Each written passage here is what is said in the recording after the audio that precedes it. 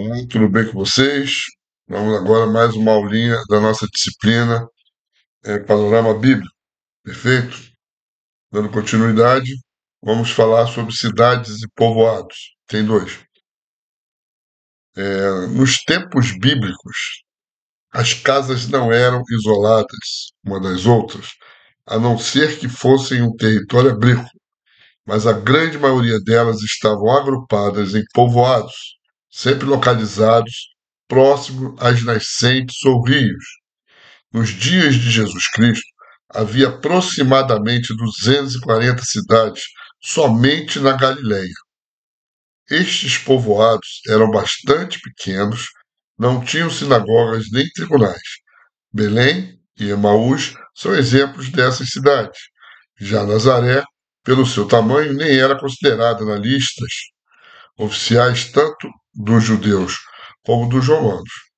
Mesmo assim, muitos preferiam viver nestas cidades pequenas, pois havia a possibilidade de terem seu jardim ou horta em seu próprio quintal, além de mais privacidade. Além do que, quanto maior a cidade, maior era o custo de vida. As cidades grandes eram geralmente cercadas com muralhas.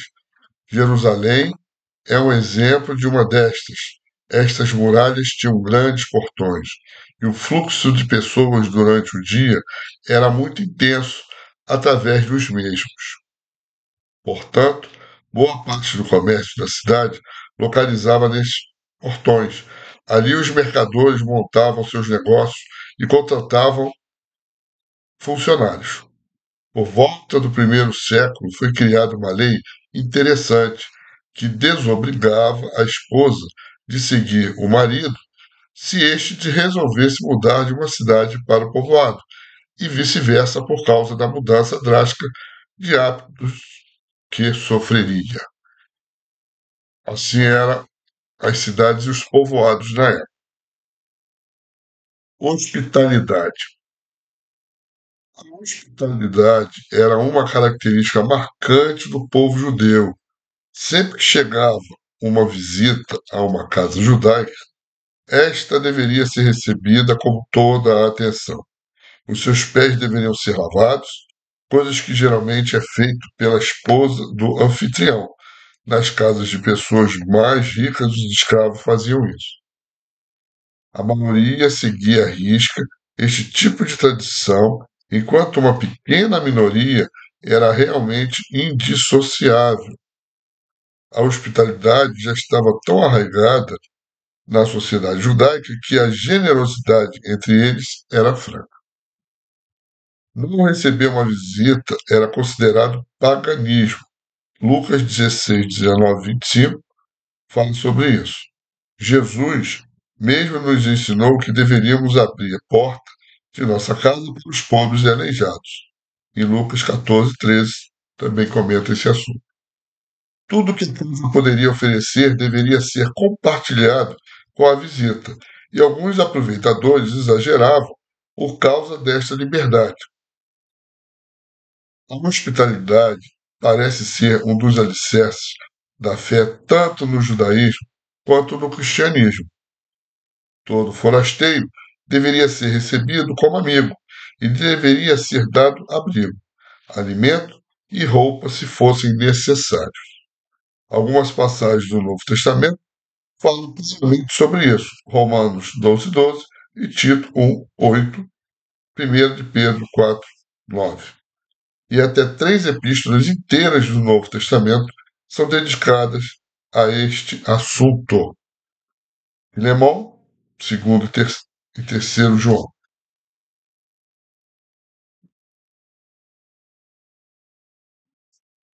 O gesto de tirar o sapato ao entrar numa casa, além de servir para não trazer sujeira para dentro da casa, era uma preparação para que seus pés também fossem lavados. Era uma regra que se seguia, né? Que até hoje se faz o lava-pés, né? Na Igreja Católica, com o ato de lavar os pés de Jesus, Jesus humilde e aquilo por diante. Mas era um hábito, né? Dos judeus. As barracas. Na época dos patriarcas, era comum a vida em barracas. Eram acampamentos fáceis de montar e desmontar, pois eles constantemente viajavam de uma região a outra em busca de boas pastagens para os gados e ovelhas. Naqueles tempos, até mesmo os homens que viviam nas tais tendas almejavam um dia habitar em residências fixas. Morar em barracas não era algo desejado. Algumas passagens bíblicas usam as barracas com alguns significados. Segundo Pedro 1,13, segundo Coríntios 5, 1,4.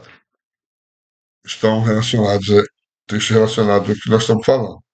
Os hebreus não tinham natureza nômade, nem se habituavam a morar em barracas, mas desde o início da história deles vem sendo marcada por este tipo de habitação.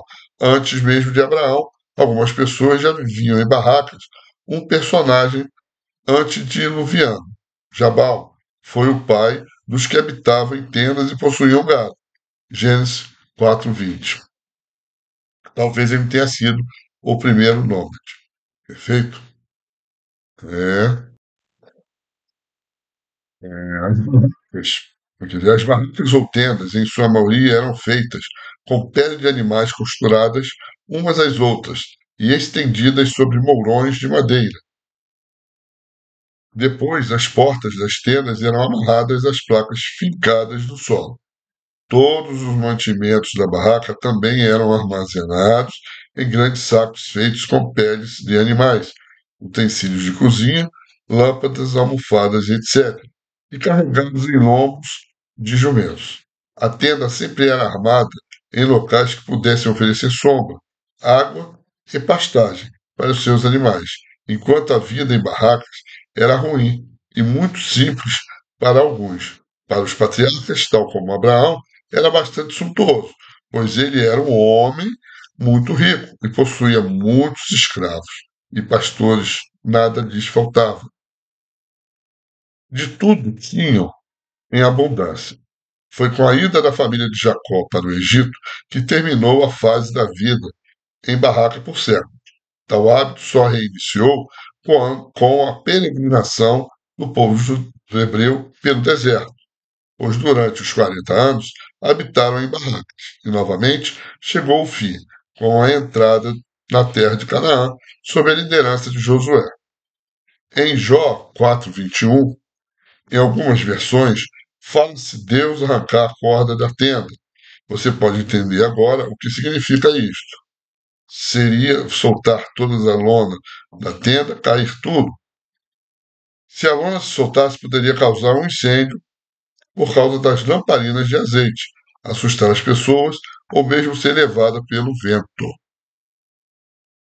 O apóstolo Paulo, segundo o texto bíblico, era fabricante de tendas, mas esta expressão, na época, não significava unicamente a fabricação de tendas, e sim era um modo de se designar o artesão que trabalhava com couro. Portanto, Paulo, além de tendas, fabricava chinelos, bolsas, celas para carga ou montar, além de muitos outros utensílios.